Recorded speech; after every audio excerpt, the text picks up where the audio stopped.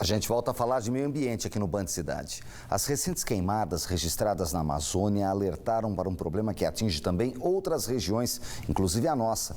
Mas além das políticas públicas, a conscientização das pessoas também é fundamental para reverter este quadro alarmante de desrespeito com a natureza. Esse é o assunto da nossa entrevista de sábado. Hoje se comemora o Dia da Árvore. A data foi escolhida por anteceder a primavera aqui no Hemisfério Sul.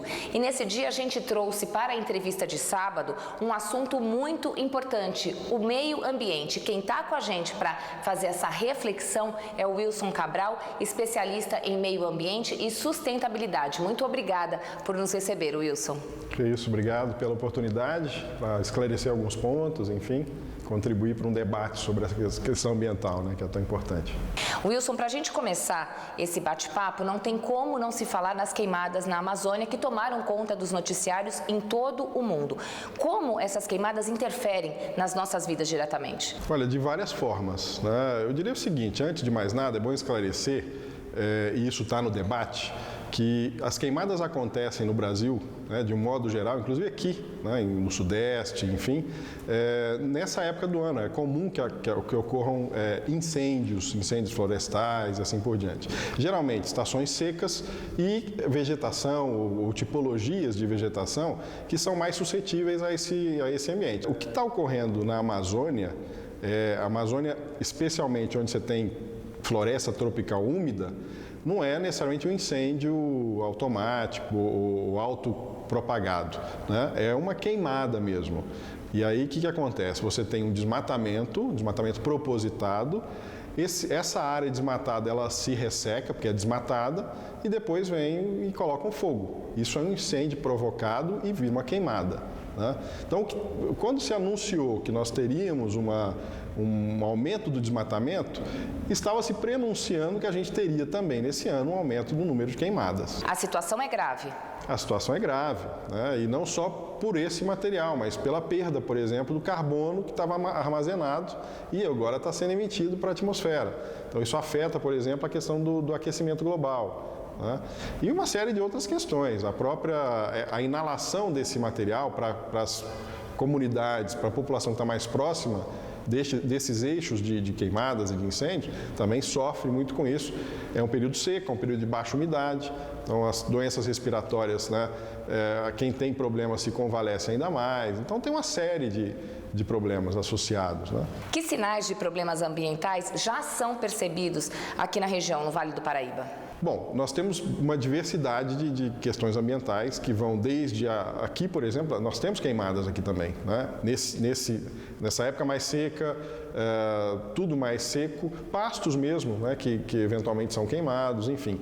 Então esse material também implica em um empobrecimento da qualidade do ar.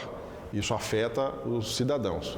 Então a gente pode associar, inclusive, essa época do ano com um aumento, não só pela baixa da temperatura, mas pelo aumento da poluição atmosférica, né, relativa, e o aumento da internação hospitalar, né, tanto por doenças respiratórias quanto por doenças cardiovasculares.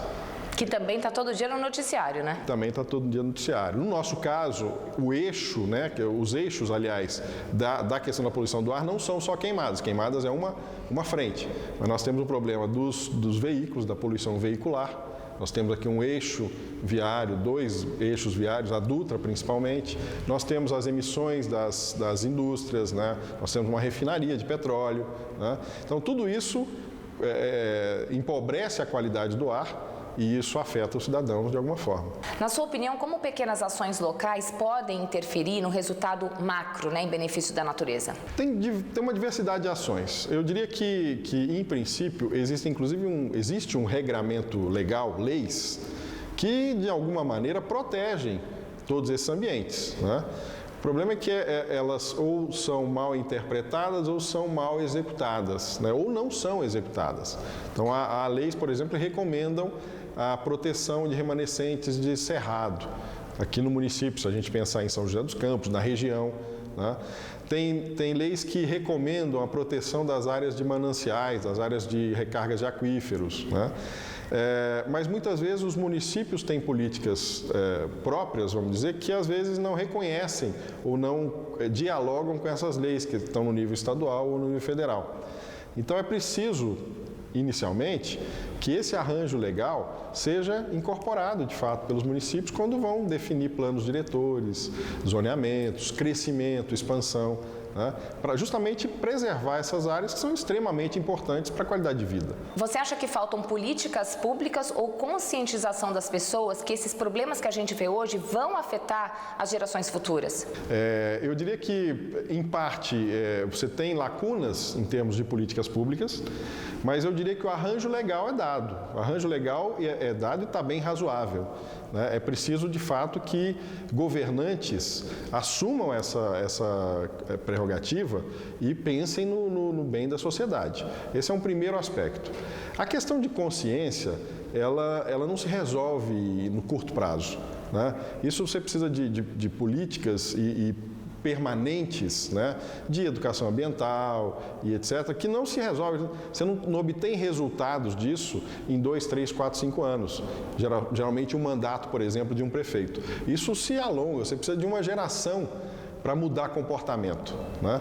Vem mudando já, as crianças são mais conscientes hoje. Mas à medida que você trabalha educação ambiental num aspecto, com crianças, mas essas crianças depois são colocadas no seio de uma sociedade em que não se cumpre o mínimo, né, o regramento mínimo para proteger, etc., elas entram também nesse mesmo esquema e vão absorver essa mesma característica. Então não se completou um ciclo geracional para resolver. Muito obrigada pela sua participação e pelas suas colocações tão importantes.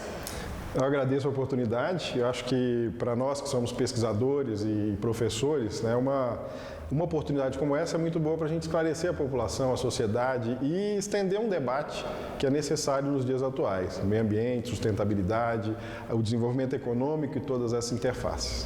Com certeza. A gente volta aos estúdios do Band Cidade.